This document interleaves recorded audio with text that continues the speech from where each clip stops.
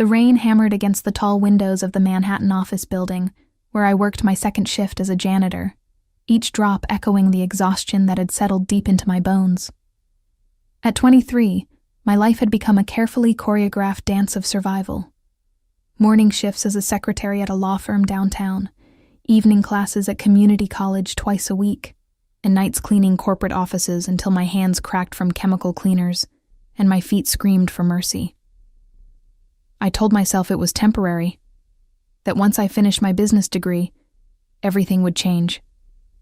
That the cramped studio apartment in Queens, with its perpetual smell of mildew, and the neighbor who played bass at 3 a.m, would become a distant memory.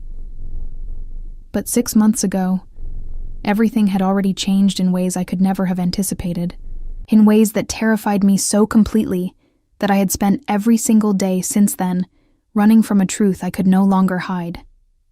It started with a phone call from my supervisor at the catering company, where I occasionally picked up extra work on weekends.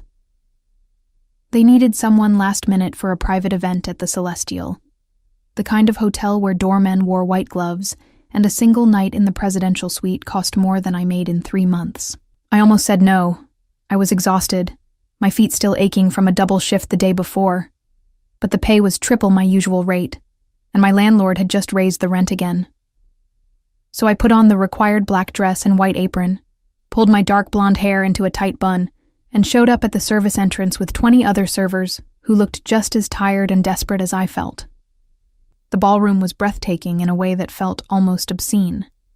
Crystal chandeliers that probably cost more than my student loans, marble floors so polished I could see my reflection, and guests dripping in designer labels and jewelry that could fund a small country. I moved through the crowd with trays of champagne and hors d'oeuvres, invisible in the way service workers always are to the wealthy, until I felt it, that unmistakable sensation of being watched. I turned, and that's when I saw him for the first time. He stood near the floor-to-ceiling windows overlooking the city, impossibly tall and commanding in a perfectly tailored charcoal suit that probably cost more than my car. His dark hair was styled in that effortlessly perfect, slicked-back way that European men seem to master. And even from across the room I could see the sharp angles of his jaw, the intensity of his gaze, the way everyone around him seemed to lean slightly away, as if acknowledging an invisible radius of power. Adrian Caruso.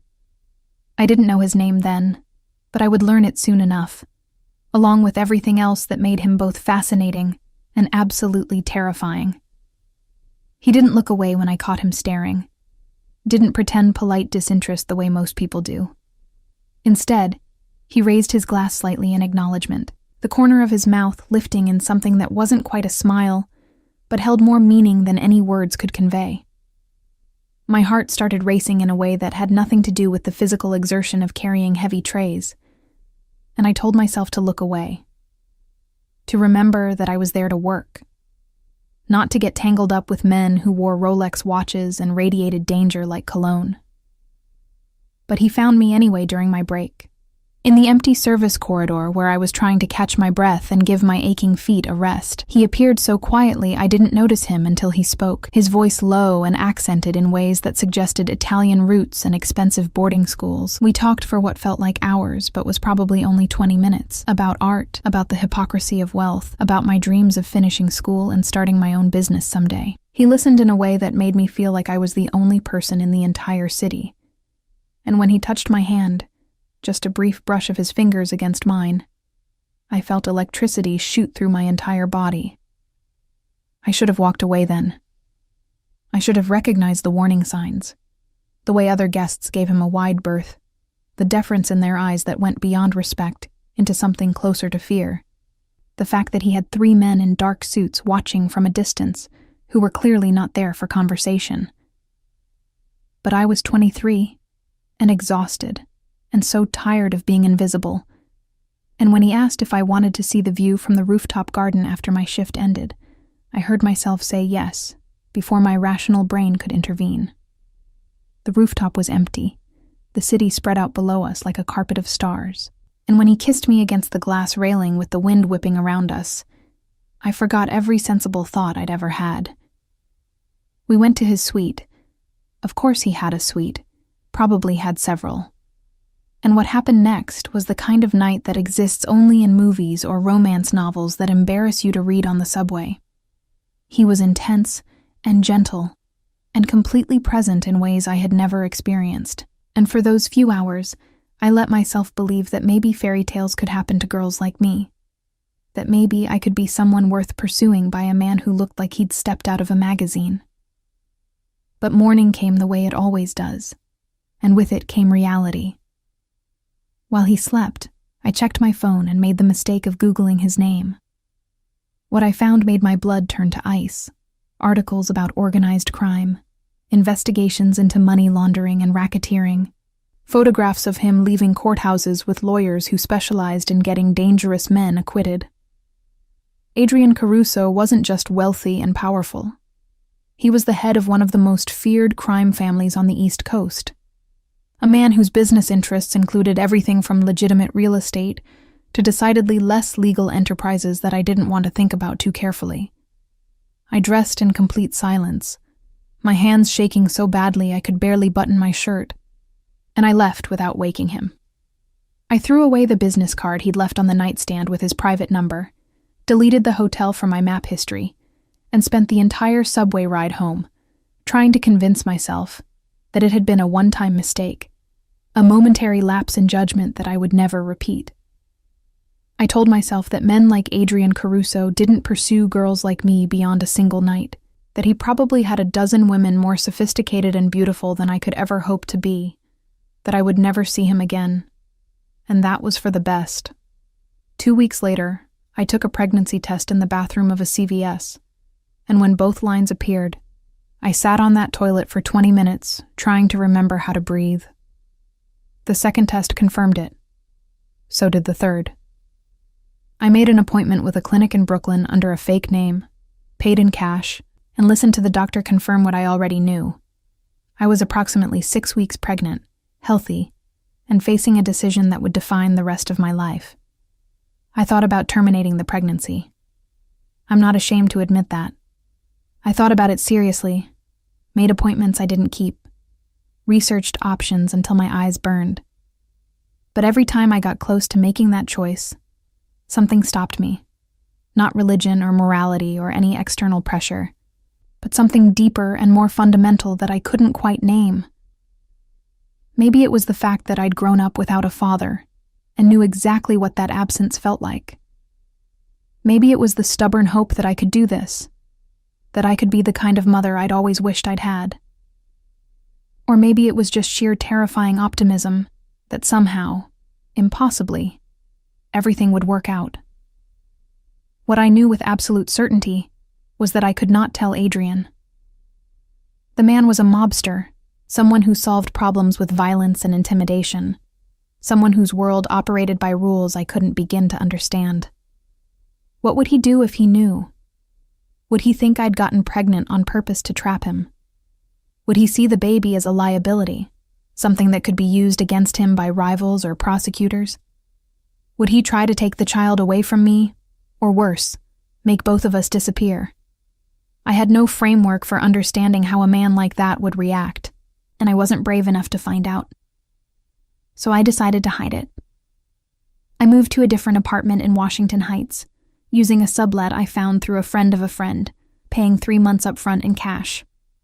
I changed my phone number, deleted all my social media accounts, and told everyone who asked that I was dealing with family issues back home that required privacy. At work, I started wearing progressively looser clothing, invested in compression garments that cost more than I could afford, and developed elaborate lies about a back injury that explained why I moved carefully and couldn't lift heavy objects. When morning sickness hit hard during my second month, I blamed it on food poisoning and chronic migraines. When my body started changing in ways I couldn't quite hide, I stopped going to company events, turned down lunch invitations, and cultivated a reputation for being antisocial and intensely private. The lies compounded on themselves, growing more elaborate and exhausting with each passing week. By the time I reached my 5th month, the deception had become a full-time job that required more energy than my actual employment. Every morning started with the same careful routine, standing sideways in front of my bathroom mirror, assessing how much my body had changed overnight, strategizing which combination of loose sweaters and high-waisted pants would best disguise the curve that was becoming increasingly difficult to hide. I had invested in an entire wardrobe of oversized blazers from thrift stores, flowing tunics that I layered strategically, and scarves that I draped in ways that drew the eye away from my midsection. My coworkers probably thought I had developed some bizarre fashion obsession or was hiding dramatic weight gain, but they were too polite or too disinterested to ask directly. The physical challenges were relentless and unforgiving. My secretary job required me to sit at a desk for 8 hours, and I had developed an elaborate system of positioning my chair at angles that prevented anyone from seeing my profile, of timing my bathroom breaks for moments when the office was empty, of eating lunch alone at my desk while everyone else gathered in the break room. The evening cleaning shift was even worse, bending, lifting, reaching, all while trying to protect a growing belly that seemed determined to announce itself to the world. I had to quit the catering work entirely after nearly passing out during a wedding reception, making up a story about a family emergency that required me to take a leave of absence. Money became a crushing source of anxiety that kept me awake most nights. Prenatal care, even at the sliding scale clinic I'd found in the Bronx, was expensive. Prenatal vitamins, new clothes every few weeks as nothing fit anymore, the security deposit for the new apartment, the burner phone I'd bought in case of emergencies. It all added up faster than I could earn it. I picked up freelance transcription work online, typing late into the night, until my fingers cramped and my eyes burned, listening to legal depositions and medical dictations, while trying not to think about my own situation. I sold everything of value I owned, my laptop, my jewelry, even the textbooks from college that I'd planned to keep for reference. I stopped going to classes entirely, telling myself I would return after the baby came, knowing deep down that was probably a lie I told myself to make the present more bearable. The isolation was perhaps the hardest part, even harder than the physical discomfort or the financial stress. I had never been someone with a large social circle, but I'd had friends, casual relationships with coworkers, a network of people who made life feel less lonely. All of that disappeared the moment I decided to hide the pregnancy. I stopped responding to text messages, declined every invitation, invented excuses for why I couldn't meet for coffee or drinks or even a quick lunch. My best friend from college, Sarah, who had known me since freshman year, called me 17 times in 1 week before finally sending a message that said she was worried about me and would I please just confirm I was alive. I responded with a brief text claiming I was dealing with a family crisis and needed space, then blocked her number because I knew if I heard her voice I would break down and tell her everything. The appointments with my obstetrician became the only human contact I allowed myself beyond surface-level work interactions. Dr. Patricia Chen was a no-nonsense woman in her 50s, who ran a practice specializing in patients who needed discretion or couldn't afford traditional care. She asked questions at my first visit, about the father, about my support system, about my plans for after the birth, and when I gave evasive answers or obvious lies, she simply made notes in my chart and moved on to discussing prenatal nutrition and the importance of staying hydrated. Every month I would show up for my appointment, listen to the heartbeat that still made me cry no matter how many times I heard it, look at the ultrasound images that I kept hidden in a locked box under my bed, and receive the same advice about rest and proper nutrition that I couldn't always follow. The baby became real to me gradually, then all at once. For the first few months, it had been an abstract concept, something happening to my body that I was managing like a complicated medical condition. But then, I felt the first flutter of movement during my 4th month, so faint I thought I'd imagined it, followed a week later by an unmistakable kick that made me gasp out loud during a meeting at work. After that, the baby was a constant presence, a little person who seemed to have opinions about what I ate and when I slept, and definitely about my posture. I started talking to them, never out loud where someone might hear, but internally, in my head, during the long, lonely nights when insomnia kept me awake. I told them about my day, about the things I wished I could give them, about the father they would never know, and whether that made me selfish or protective or just desperately afraid. I thought about Adrian constantly, even though I tried not to. I would see men on the subway with similar builds, and my heart would race before I realized it wasn't him. I dreamed about him regularly. Sometimes the good memories of that night, the gentleness in his touch and the way he'd looked at me like I mattered, but more often nightmares where he discovered the truth and his expression turned cold and dangerous. I Googled him obsessively in those early months, reading every article I could find about his business dealings, his legal troubles, his family history. There were photographs of him at charity galas with beautiful women in designer dresses, leaving restaurants with associates who all looked like they could kill someone without breaking a sweat, emerging from courthouses with that same intense expression I remembered from our first meeting. One article described him as ruthless but fair, someone who commanded loyalty through a combination of fear and genuine care for those under his protection. Another detailed a violent altercation with a rival organization that had ended with 3 people dead and Adrian walking free due to lack of evidence. The contrast between these versions of him and the man who had listened to me talk about my dreams for hours, who had touched me with such careful attention, created a cognitive dissonance I couldn't resolve. Which one was real? Could both be true? And what did it say about me that I still thought about him with something more complicated than pure fear? As my pregnancy progressed, the paranoia intensified. I became convinced that someone was following me, that I would turn a corner and find one of his men waiting to escort me to some confrontation I wasn't prepared for. I varied my routes home, checked over my shoulder constantly, avoided places I'd mentioned during our brief conversation in case he remembered and came looking. When a black SUV with tinted windows parked outside my building for 3 days straight, I nearly had a panic attack before realizing it belonged to my neighbor's boyfriend who was visiting from New Jersey. Every unexpected knock on my door, every unfamiliar voice in the hallway, sent my heart racing and my mind spinning through terrible scenarios. The lying took a psychological toll I hadn't anticipated. I had never been someone who lied easily or often, had prided myself on basic honesty even when it was uncomfortable. But now, my entire existence was built on deception, layer upon layer of untruths that I had to track carefully to avoid contradicting myself. I lied to my landlord about why I needed to break my lease early. I lied to my employers about mysterious medical appointments that were becoming more frequent. I lied to the few remaining people in my life about why I'd become so distant and unreliable. And I lied to myself, constantly, about whether I was doing the right thing or just taking the cowardly way out. The worst moments came late at night when I was alone with my thoughts and the baby's movements and the crushing weight of uncertainty about the future. I would lie in bed in my tiny apartment, listening to sirens and shouting from the street below, and wonder what I would do when the baby arrived.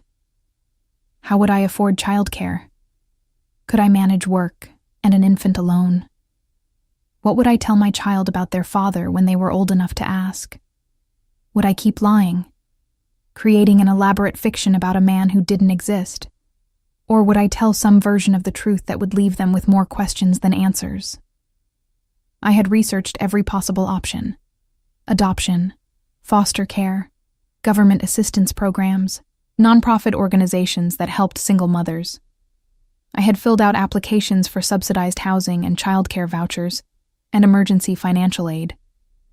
I had even looked into whether I could legally give the baby up without naming the father, though the thought made me feel sick with guilt and shame.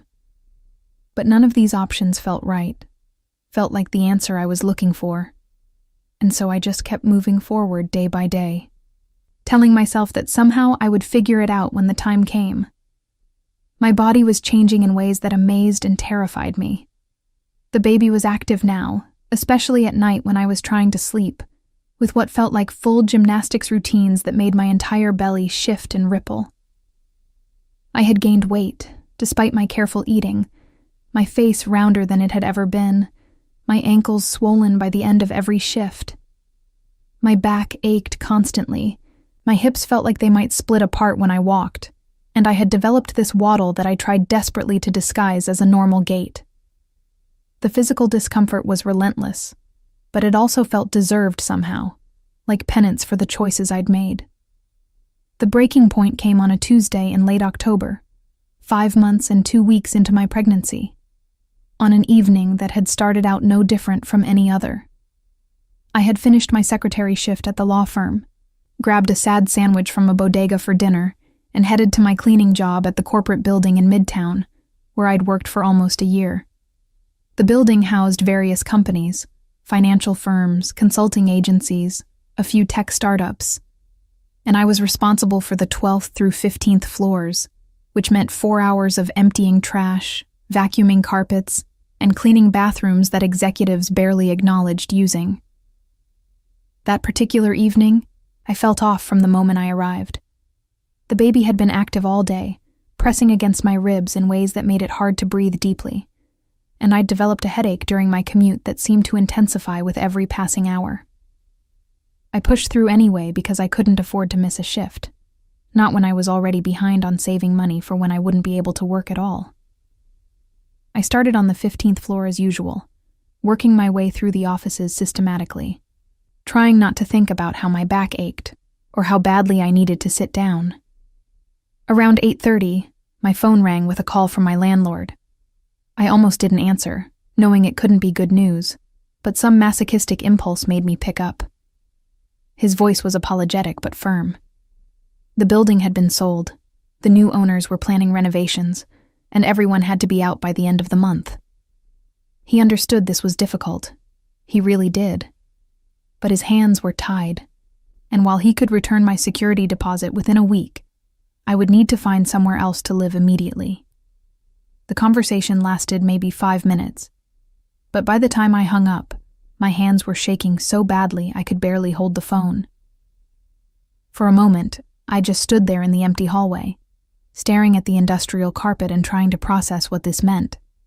I had enough money saved for another month of rent, maybe 2 if I stretched it, but finding a new apartment in New York City that I could afford on my income, especially one that would rent to a visibly pregnant single woman with no verifiable references or stable family situation, felt impossible.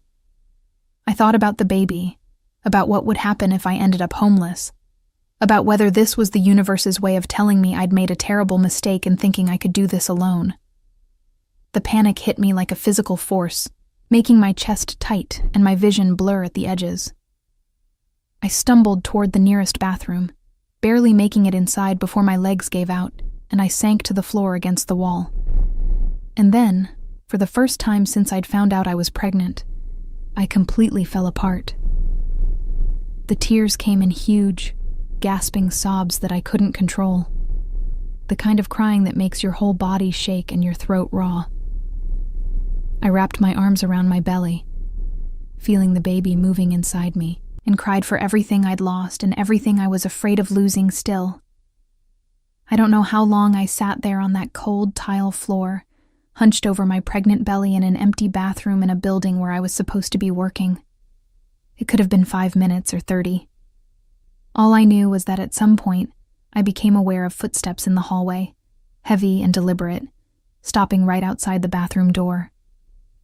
I tried to quiet my crying, to pull myself together, but my body wouldn't cooperate. The door handle turned even though I'd locked it, and then the entire door frame shuddered as someone forced it open with what sounded like a single powerful kick. I looked up, tears still streaming down my face, and saw him. Adrian Caruso stood in the doorway of that bathroom like an apparition from my worst nightmares and most secret wishes, dressed in a 3-piece navy suit that probably cost more than I made in 6 months. His dark hair perfectly styled in that slicked-back way I remembered, a diamond-studded watch catching the fluorescent light. For a moment, we just stared at each other, and I watched his expression shift from concern to shock, to something I couldn't quite identify as his eyes traveled from my tear-stained face down to where my arms were wrapped protectively around a belly that was no longer possible to hide. His voice, when he finally spoke, was rough and low and filled with an emotion I'd never heard from him before. "Natalie." Just my name. but the way he said it made me start crying harder. He moved toward me, and I instinctively pressed myself harder against the wall, which made him stop mid-step like I'd slapped him. "How long?" he asked, and I could hear him fighting to keep his voice level. "How long have you been pregnant?" I couldn't answer, couldn't form words past the sobs that kept coming. He crouched down slowly, carefully, keeping some distance between us like he was approaching a frightened animal. Up close, I could see details I'd forgotten. The small scar above his left eyebrow, the exact shade of his eyes which were darker than I remembered, the way a muscle in his jaw tightened when he was trying to control himself. "Who's the father, Natalie?" His voice had gone very quiet, very dangerous. "Tell me now, who's the father?" The question hung in the air between us, and I knew I had seconds to make a decision that would change everything. I could lie, tell him it was someone else, some invented boyfriend or random hookup that had nothing to do with him. But looking into his eyes, seeing the way he was barely holding himself together, I couldn't do it. The truth came out in a whisper that was barely audible. "You are." I watched the words hit him like a physical blow. He rocked back on his heels, his hand coming up to his mouth, his eyes going wide with something that looked like shock and fury and hurt all mixed together. "You're telling me," he said slowly, his accent thickening the way it had that night when his emotions had overcome his careful control, "that you've been carrying my child for—" He gestured at my obvious belly. "Months? And you didn't think I deserved to know?" "I was scared," I managed to say through my tears. "I didn't know what you would do. I didn't know if you would—" I couldn't finish the sentence, couldn't articulate all the terrible scenarios I'd imagined. His expression hardened, and when he spoke again, his voice was cold enough to make me shiver. "What did you think I would do, Natalie? What exactly did you imagine?" He stood up abruptly, pacing the small bathroom like a caged animal. "Did you think I would hurt you, force you to do something you didn't want, make you disappear?" Each question was sharper than the last, and I could hear genuine pain underneath the anger. "I don't know you," I said, and it came out more defensive than I intended. "We spent one night together. I only knew what I read about you online, and none of it suggested you would be happy about an accidental pregnancy with someone you barely knew." He turned to face me so fast I flinched. "One night," he repeated, his voice incredulous. "You think that was just one night to me? You think I haven't spent the last 6 months trying to find you, wondering what I did wrong to make you run away like I was some kind of monster?" He ran his hand through his hair, disrupting the perfect styling. "I had people searching for you, Natalie. Discreetly, because I didn't want to scare you, but I looked. Do you have any idea how much it costs to disappear from someone with my resources? How carefully you must have hidden." I stared at him, processing this information that contradicted everything I'd assumed. "You looked for me?" My voice came out small, uncertain. "Of course I looked for you," he said, and suddenly all the anger seemed to drain out of him, leaving behind something that looked almost like devastation. He sank down against the opposite wall, putting his head in his hands. "That night meant something to me. You meant something to me. And then you just vanished, and I thought—" He stopped, looked up at me with eyes that held too much emotion. I thought I'd imagined the connection, that I'd misread everything, that I was just another rich man who'd convinced himself a beautiful woman actually wanted him for more than his money. The vulnerability in his admission made my chest ache. "It wasn't like that," I said quietly. "That night it was real. All of it was real. That's why I ran, because it scared me how much I felt, how fast everything happened. And then I found out who you really were, and I panicked." He was quiet for a long moment, studying my face like he was trying to read my thoughts. So instead of talking to me, Instead of giving me a chance to be part of this, you decided to hide my child from me for months. To struggle alone, to cry on bathroom floors, to... His gaze swept over my cheap, oversized clothes, my tired face, and I could see him piecing together just how difficult things had been. How have you been managing? Financially? With medical care? I've been managing, I said, lifting my chin with what little pride I had left. I have 2 jobs. I found a clinic. You've been barely surviving. He cut me off, his voice hard. Don't lie to me, Natalie. Not now. Not about this. He stood up, and suddenly he was looming over me, this tall, powerful man who could probably destroy my life with a phone call if he wanted to. You're coming with me. What? I tried to push myself up off the floor, but my body wouldn't cooperate. No, I can't just... This isn't a negotiation. He reached down, and before I could protest, he'd scooped me up in his arms like I weighed nothing, pregnancy belly and all. You're exhausted, you're upset, and you're carrying my child. We're going somewhere safe where we can talk properly, where you're not sitting on a bathroom floor in a building where you shouldn't be working in your condition in the first place. Put me down, I said, but there was no force behind it. The truth was, I was so tired, so overwhelmed, and being held by someone who actually seemed to care about my well-being, even if he was also furious with me, felt better than I wanted to admit. Adrian carried me out of that bathroom and through the empty office building like I was something precious and breakable, his arms steady and strong around me, despite my protests that I could walk.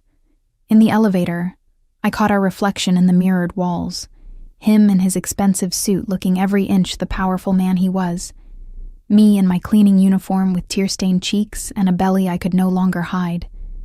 The contrast between us almost absurd. His jaw was set in a hard line, and I could see a muscle ticking in his cheek that suggested he was holding back a storm of emotions through sheer force of will. 3 men in dark suits were waiting in the lobby, and they didn't even blink at the sight of their boss carrying a pregnant woman through the marble-floored entrance. One of them moved ahead to open the door of a black SUV that had pulled up to the curb. Another spoke quietly into his phone in what sounded like Italian, and the third scanned the street with the practiced alertness of someone expecting trouble. Adrian settled me into the back seat with surprising gentleness before sliding in beside me, and within seconds we were moving through the Manhattan traffic with the kind of smooth efficiency that suggested the driver had done this countless times before. I stared out the window, watching the city lights blur past, trying to process what was happening. This was the scenario I'd been afraid of for months. Being found, being confronted, being pulled into Adrian's world whether I wanted to be or not. Except it wasn't playing out the way I'd imagined. He wasn't threatening me or trying to take control through intimidation. He was just sitting there beside me, occasionally glancing at my belly with an expression I couldn't quite read, looking almost as overwhelmed as I felt. We drove to a building in Tribeca that screamed expensive even from the outside. One of those converted warehouses with floor-to-ceiling windows, and a doorman who nodded at Adrian with the kind of deference that suggested he owned the place, which he probably did. The penthouse apartment he took me to was exactly what I would have expected if I'd thought about it. Modern, spacious, decorated with art that probably cost more than most people's houses, with views of the city that would have been breathtaking if I'd been in any state to appreciate them. He guided me to a leather couch that was so soft I nearly disappeared into it, then disappeared into what I assumed was the kitchen. I heard cabinets opening, the sound of running water, and then he returned with a glass and handed it to me. "Drink," he said, not quite in order but close. "You're dehydrated from crying." I took the water because he was right and because I didn't have the energy to argue. He sat down across from me in an armchair, leaning forward with his elbows on his knees, and for a long moment we just looked at each other. Up close, I could see that he looked tired too, with shadows under his eyes that suggested he'd been sleeping as poorly as I had. The expensive clothes and perfect grooming couldn't quite hide the tension in his shoulders, or the exhaustion in his expression. "Start from the beginning," he said finally. "Tell me everything." So I did.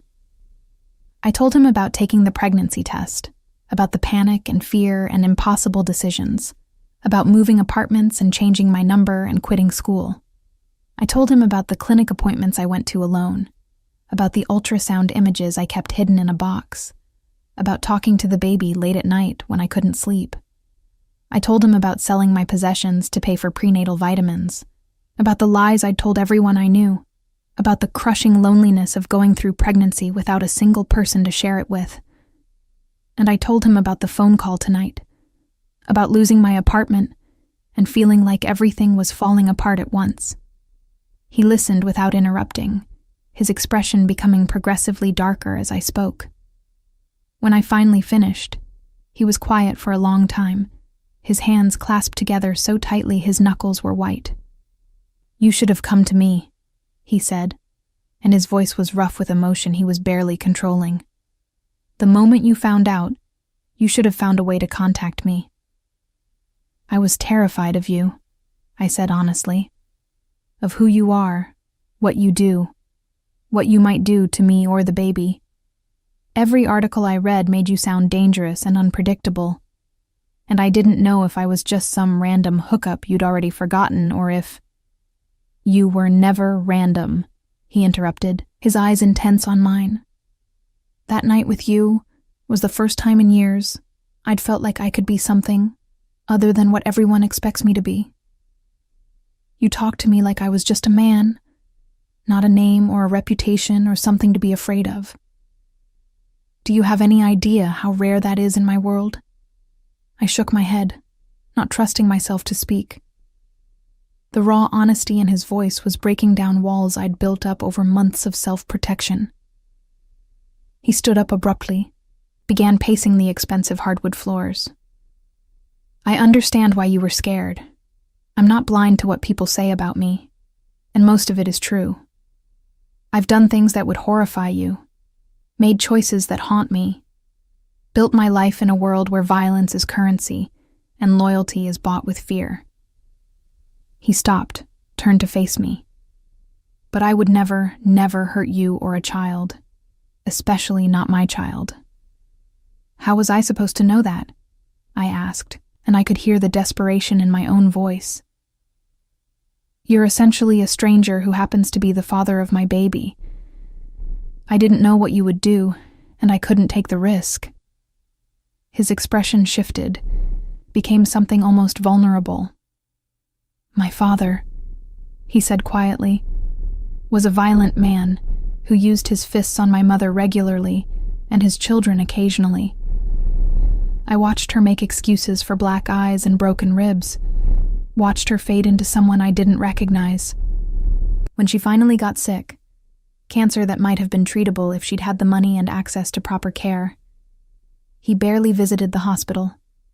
She died when I was 15, and I swore on her grave that I would never become him, that if I ever had a family I would protect them with everything I had." I felt tears starting again, but for different reasons this time.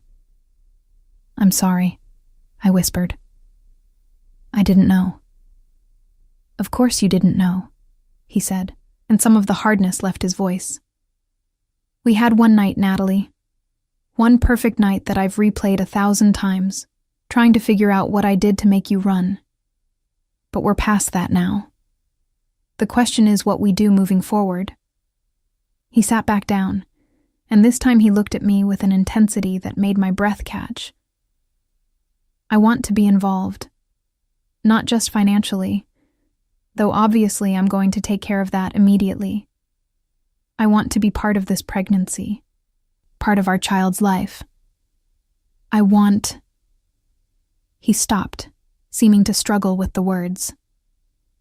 "I want us to try. Not because you're pregnant, though that's certainly a factor, but because I haven't been able to stop thinking about you since that night. Because when I heard you crying and recognized your voice, my first thought wasn't about the pregnancy or the deception. It was that I'd finally found you, and I wasn't going to let you disappear again. My heart was pounding so hard I was sure he could hear it. "Adrian, I don't know if I can be part of your world. The things you do, the danger. I'll change," he said immediately. "Not who I am fundamentally, but the parts that put you at risk. I've been thinking about stepping back from certain operations anyway, delegating more to people I trust. And I have resources you can't imagine. Security, protection, the ability to make sure you and the baby are safe no matter what threats might arise." "That's not normal," I said, almost laughing despite everything. "Normal people don't need security teams and protection details. We stopped being normal people the moment you got pregnant with the heir to the Caruso family," he said bluntly. "Whether you like it or not, this child makes you both targets. My enemies will see you as leverage, as a weakness they can exploit. The only way to keep you safe is to bring you into my protection fully, to make it clear that touching you means war with me." The reality of what he was saying settled over me like a weight. I'd been so focused on hiding from Adrian that I'd never really considered the other dangers that might exist, the threats from people I didn't even know existed. "This is insane," I said. "My life was supposed to be simple. I was supposed to finish college, maybe start a small business, live in a normal apartment and have a normal family." "Maybe you still can," he said softly. "Just with some very well-paid security personnel in the background and a significantly nicer apartment." He reached out slowly, giving me time to pull away, and when I didn't, he placed his hand gently on my belly. The baby kicked immediately, as if responding to his touch, and I watched his expression transform into something like wonder. The next few days passed in a blur of changes that happened so fast I could barely process them. Adrian didn't ask for my permission or input so much as inform me of decisions he'd already made, and while part of me bristled at his high-handed approach, I was too exhausted and overwhelmed to fight most of it.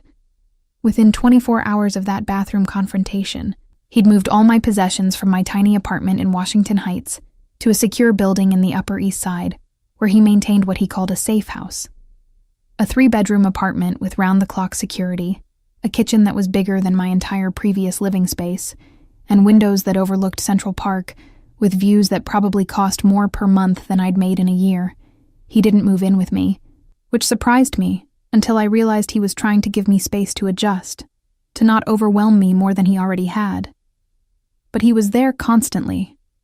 Morning, afternoon, evening, showing up with takeout from restaurants I'd only read about in magazines, with prenatal vitamins from a pharmacy that apparently delivered to his home, with books about pregnancy and parenting that he'd clearly spent hours selecting. He attended every doctor's appointment, sitting in the examination room with an intensity that made Dr. Chen raise her eyebrows but ask no questions, his hand finding mine when we heard the heartbeat, his expression unreadable when he saw the ultrasound images that showed a baby who was healthy and growing right on schedule. The transformation in how I lived was jarring and uncomfortable in ways I hadn't expected. Suddenly, I had everything I desperately needed for months: proper nutrition, adequate rest, medical care that didn't require me to choose between prescriptions and rent. But accepting it all made me feel like I'd lost something fundamental about my independence. Adrian had insisted I quit both my jobs immediately, and when I'd protested that I needed to work, that I couldn't just accept his charity, he'd looked at me like I was being deliberately obtuse, and pointed out that growing his child was work enough, and that I should have been resting months ago, instead of cleaning office buildings while 5 months pregnant. He'd deposited money into a bank account he'd opened in my name, an amount that made me actually gasp when I saw the statement. When I tried to argue about it, tried to establish some boundaries around his financial support, he'd cut me off with a tone that brooked no argument. "You're carrying my heir," he'd said, and there was something in his voice that made it clear this was non-negotiable. "Every single thing you need, every comfort that makes this pregnancy easier, every expense related to the baby. It's not charity, Natalie. It's my responsibility, and frankly, my privilege. Don't insult either of us by pretending you don't need the help."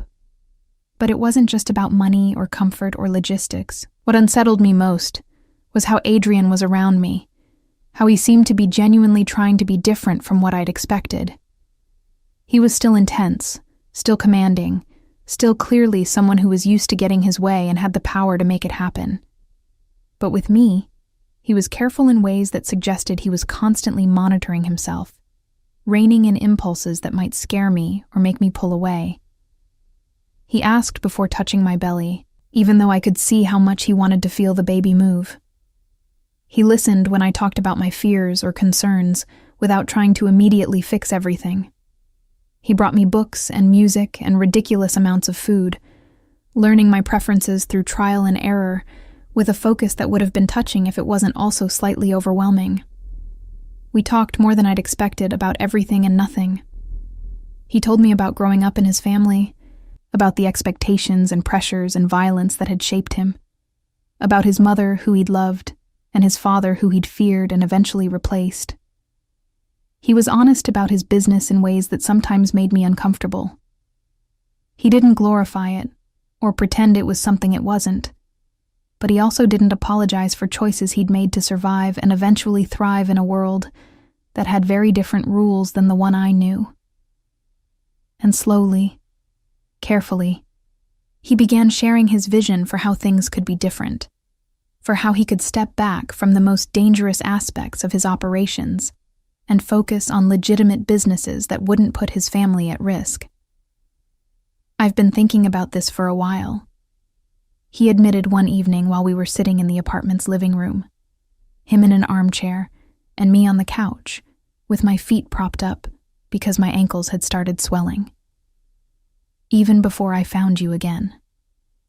The violence, the constant threat of prosecution or war with rivals, it's exhausting and it's not sustainable. I have lieutenants who are capable of running most operations, who've been loyal for years and deserve more responsibility. I can maintain oversight without being directly involved in things that might get me killed or imprisoned. Can you really walk away? I asked skeptically. I thought once you were in that life, you were in it permanently. I'm not talking about walking away entirely, he clarified. I'll always be who I am, always have connections and influence. And yes, some business interests that operate in gray areas. But there's a difference between being the person who makes every decision and gets their hands dirty, and being someone who delegates and maintains strategic control from a distance. My child deserves a father who's present, who's not constantly looking over his shoulder or preparing for the next attack. I wanted to believe him, wanted to trust that he could change enough to make this work.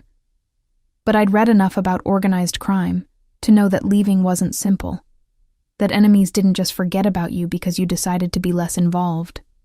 What about the people who see the baby as leverage? I asked, voicing the fear that had been growing since he'd first mentioned it. You said your enemies would target us. How does you stepping back change that? His expression hardened. It doesn't, not entirely. Which is why you'll have security with you whenever you leave this apartment. Why the baby will have protection from the moment they're born. Why I'm restructuring my entire operation to eliminate the rivals who pose the biggest threats. He leaned forward, his eyes intense. I know this isn't the life you wanted, Natalie. I know it's not normal or simple or anything like what you imagined when you thought about having a family. But I can keep you safe. Both of you. That's not arrogance. It's a promise I'm prepared to back up with every resource I have. The certainty in his voice should have been reassuring, but instead, it just highlighted how far my life had diverged from anything I'd planned. I thought about the girl I'd been 6 months ago, the one who'd been focused on finishing college and building a modest, stable life. That version of me felt like a stranger now. Someone naive who'd had no idea how quickly everything could change. I'm scared, I admitted quietly. Of this world, of what it means for our child, of whether I'm strong enough to survive in it. You're already surviving in it, he said. You've been surviving it for months, alone, with no support and minimal resources. You're stronger than you think, Natalie. You just need to stop trying to do everything by yourself and let someone help carry the weight. Over the following weeks, I started to let myself believe that maybe, possibly, this could work. Adrian was relentless in his attention, showing up every day with the kind of consistency that slowly wore down my defenses. He learned what foods made my morning sickness worse and brought alternatives. He noticed when I was tired and insisted I rest, sometimes physically guiding me to the bedroom and staying until I fell asleep. He asked questions about the baby constantly. Did I have preferences for names? How did I want to decorate the nursery? Did I want to know the sex or wait until birth? With an enthusiasm that felt genuine rather than obligatory. But there were also moments that reminded me exactly who he was and what his world entailed. Like the afternoon when I heard him on the phone speaking rapid Italian, his voice cold and commanding in ways I'd never heard directed at me, clearly issuing threats or orders that made whoever was on the other end scramble to comply. Or the night when he showed up with bruised knuckles and a cut above his eye that he dismissed as just business, refusing to elaborate despite my questions. Or the constant presence of security personnel who appeared whenever I left the apartment, silent men and women who watched everything with the kind of alertness that suggested they were expecting trouble. The pregnancy itself was progressing normally according to Dr. Chen, though my blood pressure had been running slightly high at the last few appointments, something she attributed to stress, and told me to monitor carefully. The baby was active and healthy, measuring right on track, and I'd finally agreed to find out the sex at the next ultrasound after Adrian had asked about 15 times with barely concealed excitement. He was convinced it was a boy, talked about teaching him things and protecting him and giving him the childhood that Adrian himself had never had. And the tenderness in those moments made my chest ache with complicated emotions I wasn't ready to name. We hadn't discussed the specifics of our relationship, hadn't defined what we were to each other beyond two people having a baby together. He hadn't tried to kiss me or touch me in any way that went beyond the careful, almost reverent way he put his hands on my belly to feel the baby move. I didn't know if it was because he was giving me space to adjust or if he simply didn't see me that way anymore, and I was too afraid to ask because I wasn't sure what answer I wanted to hear. Everything changed on a cold November evening, when I was 6 months pregnant and starting to feel like maybe we had figured out a fragile equilibrium that could actually work. Adrian had left earlier that afternoon for what he'd described as an important meeting with some associates, promising to be back for dinner and asking what I wanted him to bring. I'd been reading in the living room, occasionally talking to the baby about everything and nothing, when I heard shouting from the hallway outside the apartment, followed by sounds that could only be gunfire. My entire body went cold with terror. I grabbed my phone with shaking hands and tried to call Adrian, but it went straight to voicemail. The security guard who was supposed to be stationed outside my door burst in, a woman named Maria who'd been nothing but professional in the weeks I'd known her. "We need to move you now," she said, her voice urgent but controlled. "There's been a breach in the building. Protocol is to get you to the safe room immediately." I barely remember the next few minutes, Maria half carrying me through the apartment to what I'd thought was a closet, but turned out to be a reinforced panic room with its own ventilation system and communication equipment, her barking orders into her radio while sealing the heavy door behind us. I sat on the floor because there was nowhere else to sit, my arms wrapped around my belly protectively, listening to muffled sounds from outside that might have been more gunfire, or might have been my imagination. The baby was moving frantically, responding to my elevated heart rate and stress hormones, and I tried to breathe slowly and stay calm like they taught in all those prenatal classes I'd attended online. But terror was making that almost impossible. It felt like hours, but was probably only 40 minutes before the door opened again, and Adrian appeared, looking absolutely wild with fear and rage. He had blood on his shirt, whether his or someone else's I couldn't tell, and his hair was disheveled in a way I'd never seen, the usually perfect styling completely destroyed. He was across the room in 2 strides, pulling me up from the floor and into his arms so tightly I could barely breathe, his hands shaking as they moved over me like he was checking for injuries. "Are you hurt?" His voice was rough, almost unrecognizable. "Did anyone touch you? Is the baby..." "We're fine," I managed to say, though I was shaking so hard I could barely get the words out. "What happened? What was that?" His expression turned absolutely murderous. "Rivals," he said shortly. "The Moretti family, trying to send a message by going after you. They didn't get close. Maria and the team did their job, but they tried, and that's enough." He was still holding me, and I could feel the tension vibrating through his entire body. "I'm ending this, tonight. They wanted a war, and they're going to get one, but not the kind they expected." "Adrian, no," I started to say, but he cut me off with a look that was pure predator, nothing gentle or careful about it. "This is not up for discussion," he said, and there was steel in his voice. "They went after my child, my family. There are lines you don't cross in our world, and they crossed the most fundamental one. I gave them chances to back down, to acknowledge boundaries, and they refused. So now I respond the only way people like them understand." I could see there was no arguing with him, not in this state, and honestly I wasn't sure I wanted to argue. They'd tried to get to me, to the baby, and some primal part of me that I didn't entirely recognize wanted them to pay for that. "What are you going to do?" I asked quietly. "What I should have done months ago," he said. "Eliminate the threat completely. Remove the people who run the Moretti operations. Dismantle their infrastructure. Make it clear to every other family in the region that you are absolutely untouchable." He pulled back slightly, cupping my face in his hands. "I need you to trust me. Can you do that?" I nodded, even though I wasn't entirely sure what I was agreeing to. He kissed my forehead gently, such a contrast to the violence I could feel coiling in him. And then he was giving Maria detailed instructions about security protocols and backup plans and things I only half understood.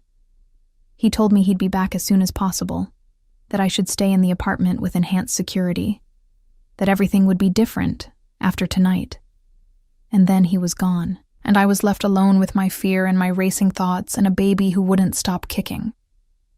Maria tried to get me to eat something, to rest, but I couldn't do either.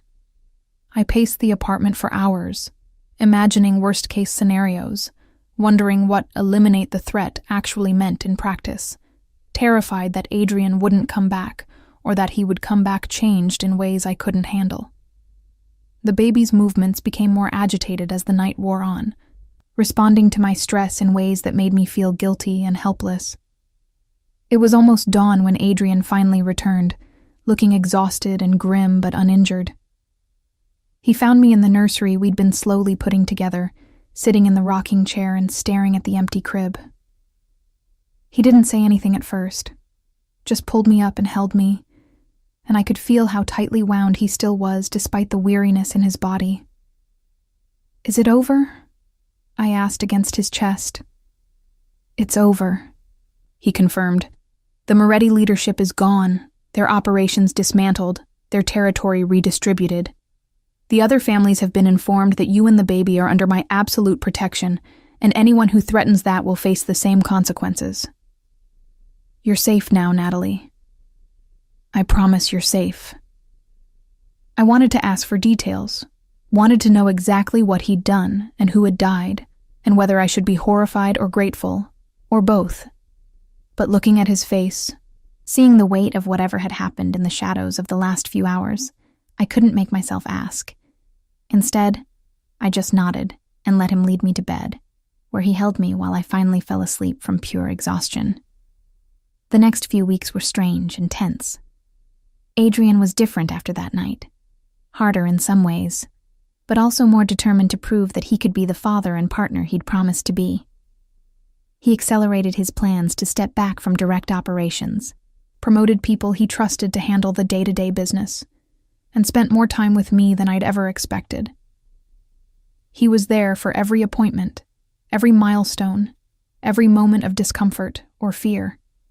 He read pregnancy books with an intensity that would have been amusing if it wasn't also touching, asked Dr. Chen so many questions that she started bringing extra time to our appointments, and generally threw himself into preparing for fatherhood with the same focus he'd probably once applied to building his empire. We still hadn't defined what we were to each other, but something had shifted after the attack. We were closer now, united by the very real danger we'd faced, and the baby that connected us more surely than any words could. He still didn't push for physical intimacy beyond holding me when I needed comfort, or putting his hands on my belly to feel the baby move. But there was a tenderness in how he looked at me that made my heart race in ways that had nothing to do with fear. I went into labor 3 weeks early, on a snowy January afternoon, when Adrian was in a meeting with his lawyers about transferring various business assets. My water broke dramatically while I was trying to organize the nursery, and suddenly everything became chaos. Maria calling for backup. Adrian appearing within minutes, looking absolutely terrified despite his attempts to stay calm. The drive to the hospital that felt both too fast and not fast enough. And then hours of labor that were simultaneously the most painful and most profound experience of my life, with Adrian holding my hand through every contraction, whispering encouragement in English and Italian, looking at me like I was performing some kind of miracle. The attack came during the final stage of labor, when I was too far gone to really process what was happening. I heard shouting, saw Adrian pull a gun from somewhere, watched him position himself between me and the door, with an expression that promised death to anyone who came through it. Maria and the rest of the security team locked down the delivery room, while hospital security dealt with what turned out to be a last desperate attempt by remaining Moretti associates to harm us. It was over in minutes. The threat neutralized before it could get anywhere near us, but it cemented something fundamental. Our child was being born into violence whether I liked it or not, and the only way to protect them was to accept Adrian's world fully. And then, after hours of pain and fear and effort, our son was born. Adrian cut the umbilical cord with hands that shook slightly, and when the doctor placed our baby in his arms, I watched this dangerous, powerful man who'd killed people just weeks ago break down completely. He cried holding our son, whispered promises in Italian that I couldn't understand but felt in my bones, and looked at me with such raw emotion that I started crying too. "I'm going to protect you," he said, and I knew he meant both of us. Both of you. Whatever it takes, however I need to change, I'll do it. You're my family now, Natalie. The only thing that matters. I reached up to touch his face, this man who terrified me and comforted me in equal measure, and said the words that had been building for weeks. I love you. I don't know when it happened, or if it's smart, or if I'm making a terrible mistake. But I love you. His expression transformed into something that looked like wonder and relief and determination all mixed together. I fell in love with you that first night, he admitted, and I've been falling harder ever since. I know my world is violent and dangerous and not what you wanted, but I swear I'll spend the rest of my life making sure you never regret giving me this chance. He kissed me then, finally, with our son between us and the sound of security teams outside the door and the knowledge that nothing about our life would be normal or easy. But looking at our baby, at this tiny perfect person we'd created, I realized that maybe normal was overrated anyway. Maybe what we had was better, harder and scarier, and requiring more courage than I'd known I possessed, but real in ways that transcended any fairy tale I'd once imagined. In the days that followed, Adrian made good on his promises. He stepped back from his most dangerous operations, restructured his entire organization to prioritize our family's safety, and began the long process of transitioning toward legitimate businesses that wouldn't put our son at risk. It wasn't a complete transformation. He was still who he was, still had connections and power that operated in shadows. But it was genuine change, the kind that came from loving something more than he loved power. We moved to a house outside the city with security that rivaled a fortress, created a life that balanced Adrian's business needs with our son's safety and my slowly rebuilding sense of self. I started taking online classes again, working toward finishing my degree on my own timeline, with Adrian's full support and encouragement. We built something that looked almost like a normal family, if you ignored the armed security, and the occasional meetings with people who clearly operated outside the law. Our son, who we named Marco after Adrian's mother's maiden name, grew up knowing he was loved fiercely by both parents, protected absolutely, an heir to a complicated legacy that we would help him navigate when he was old enough to understand. And I learned that love doesn't always look like you expect it to, that sometimes the person you're most afraid of becomes the person you can't imagine living without, and that family, real family, is worth every risk, every fear, and every moment of courage it takes to choose it over safety. I'd hidden the truth for months, terrified of what Adrian would do when he found out. But in the end, that truth became the foundation for something stronger than I'd ever imagined. A love built not on perfection or ease, but on choosing each other every single day despite the dangers, the differences, and the impossible complications of the world we inhabited together. The first few months of Marco's life were a study in contradictions that I never could have anticipated. Moments of pure domestic bliss interwoven with stark reminders that our family existed in a world most people only saw in movies. I would be sitting in our nursery at 3 a.m, feeding our son while watching the sunrise over the heavily secured property, feeling like the most normal new mother in the world.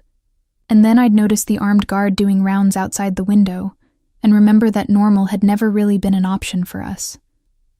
Adrian had meant what he said about protection, about restructuring his entire life around keeping us safe, and the evidence of that commitment was everywhere I looked.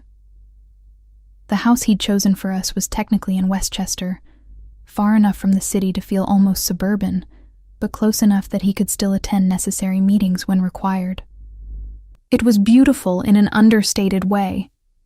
Not the ostentatious mansion I might have expected, but a renovated colonial with good bones, tall windows that let in natural light, and enough property that the security measures could be implemented without making it feel like we lived in a compound. He'd consulted me on every decision about the interior, learning my preferences and tastes with the same intensity he applied to everything else, and the result was a home that actually felt like mine, rather than just another space he controlled. But the security was undeniable, and sometimes suffocating. There were cameras covering every angle of the property, motion sensors in the woods that surrounded us, a panic room even more sophisticated than the one in the apartment, and a rotating team of guards who operated in shifts around the clock.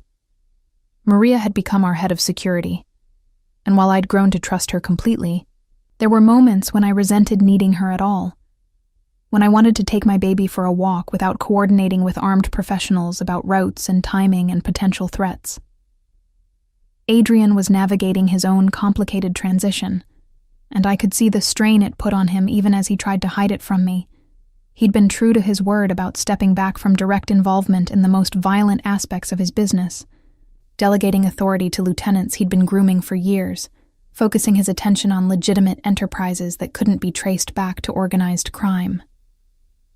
But pulling away from that world wasn't as simple as just making a decision.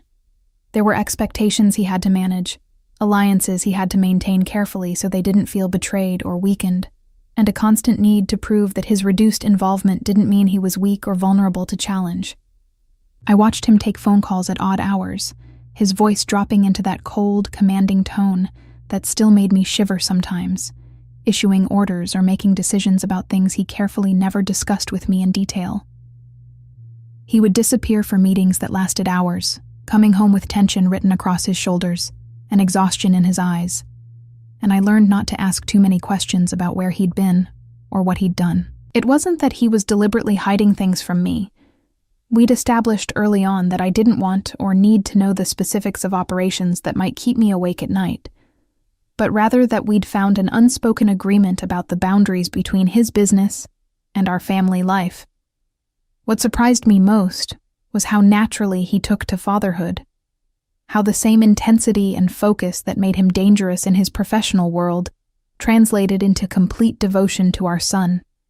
He was involved in every aspect of Marco's care, in ways that defied every stereotype I'd ever heard about powerful men and parenting. He learned to change diapers with the same precision he probably applied to planning operations, studied baby development milestones like they were intelligence reports, and got up for night feedings without complaint, even when I knew he had important meetings the next morning.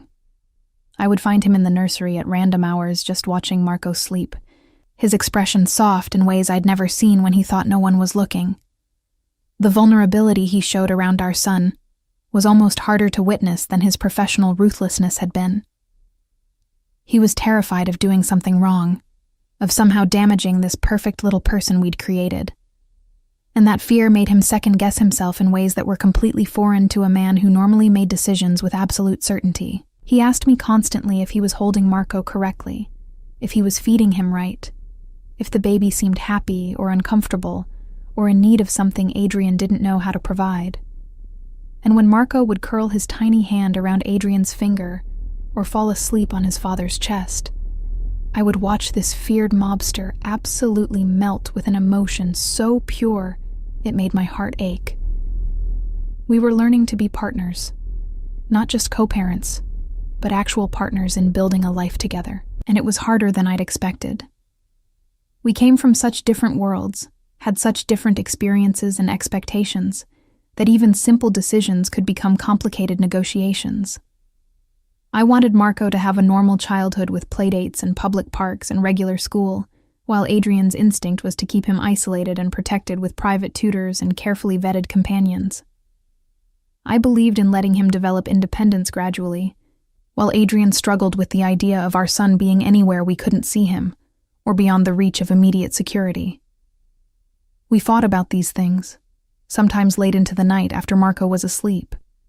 Both of us passionate about what we thought was best for our child, but we also learned to compromise, to find middle ground between my hopes for normalcy and his need for security. Adrian agreed to let Marco have experiences outside our protected bubble as long as appropriate precautions were in place, while I acknowledged that some level of security was necessary and not just Adrian being paranoid.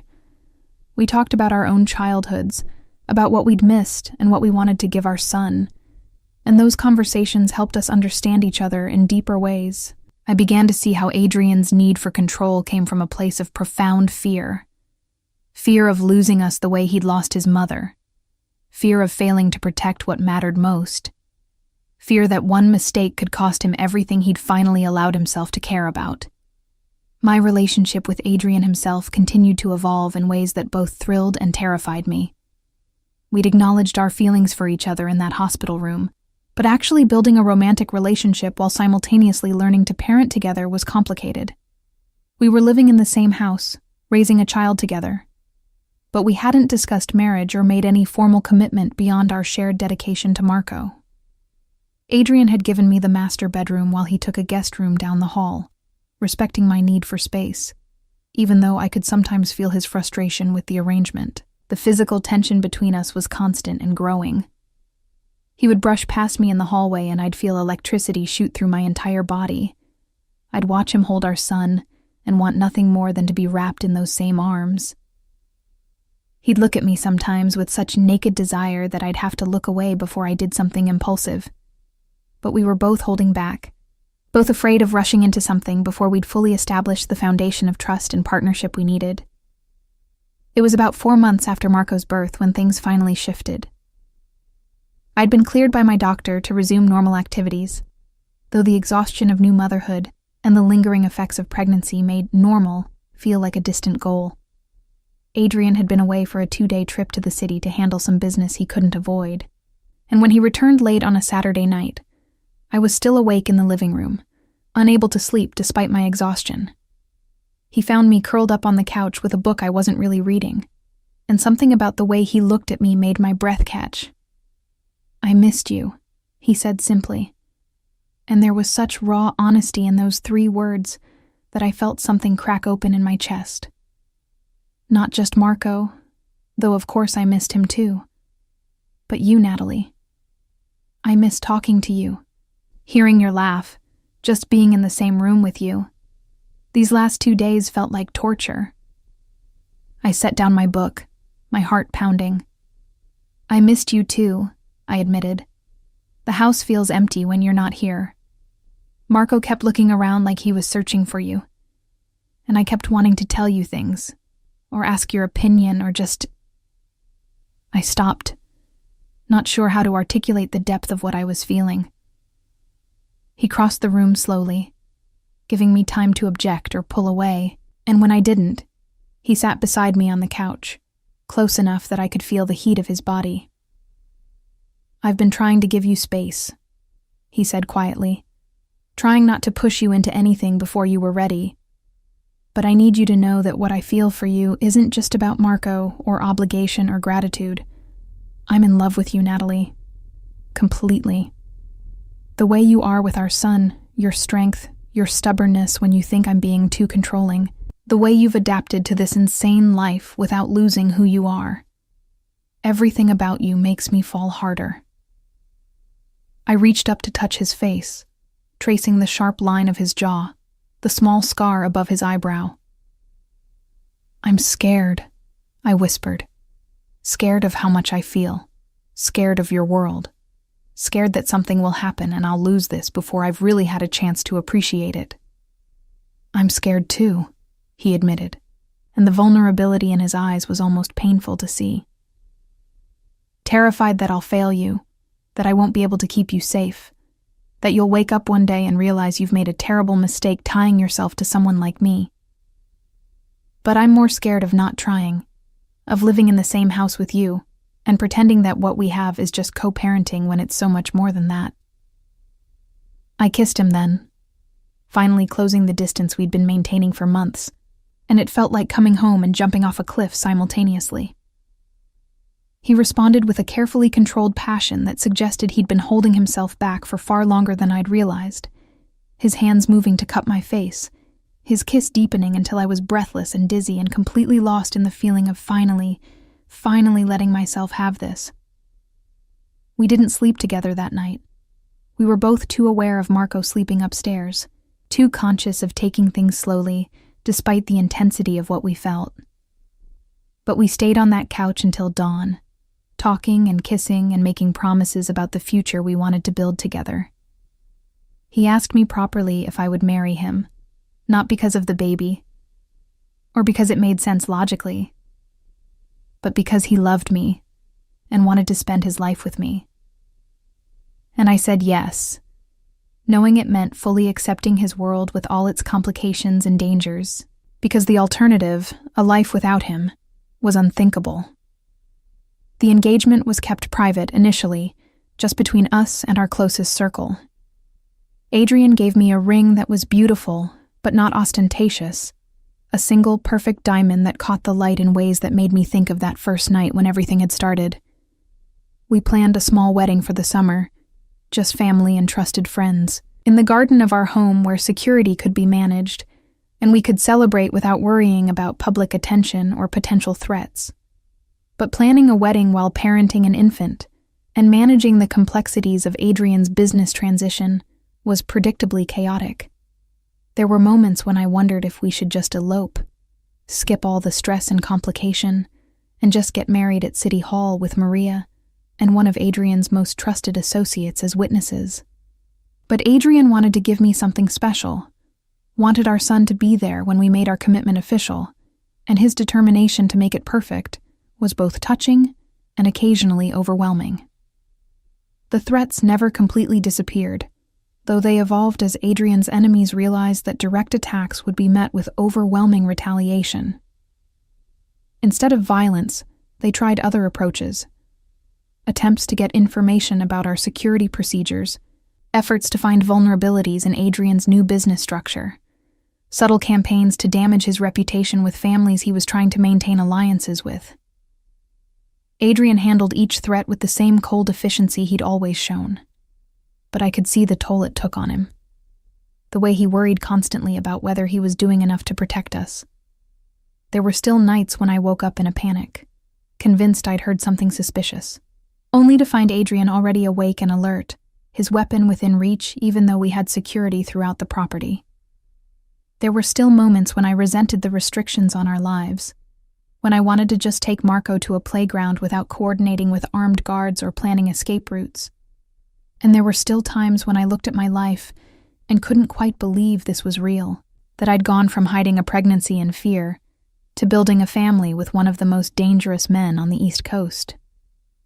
But there were also moments of pure joy that made all the complications worthwhile. Watching Adrian teach Marco to make silly faces, the two of them giggling together with identical expressions of delight.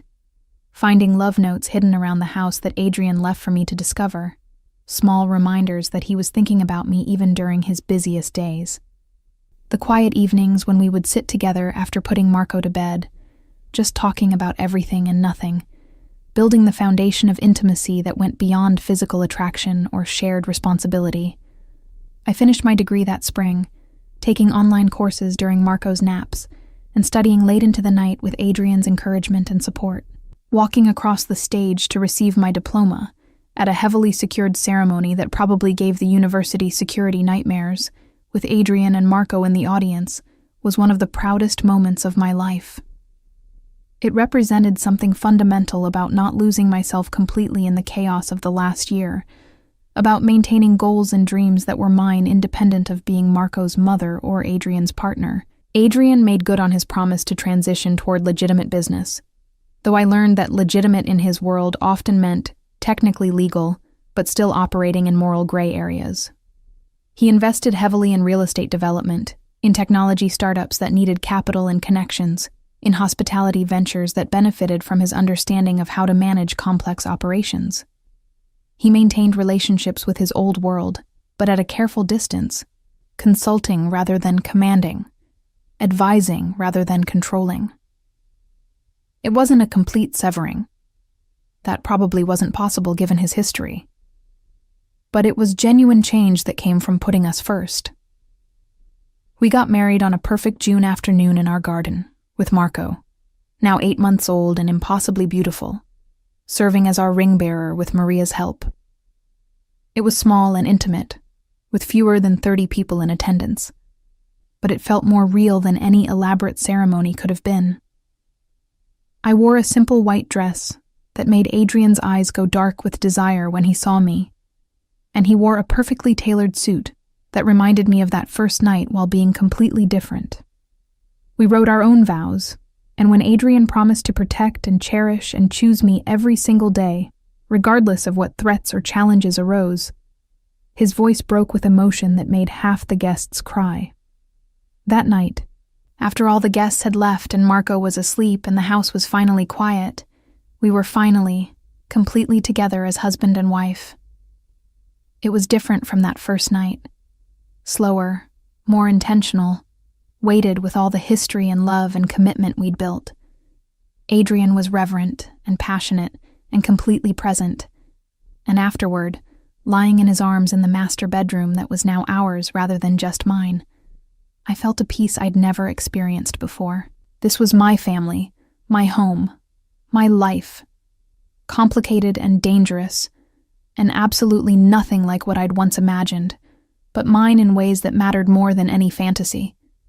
The truth was that I'd spent months hiding from Adrian, terrified of what he might do if he discovered the pregnancy. But in the end, being found had been the best thing that could have happened.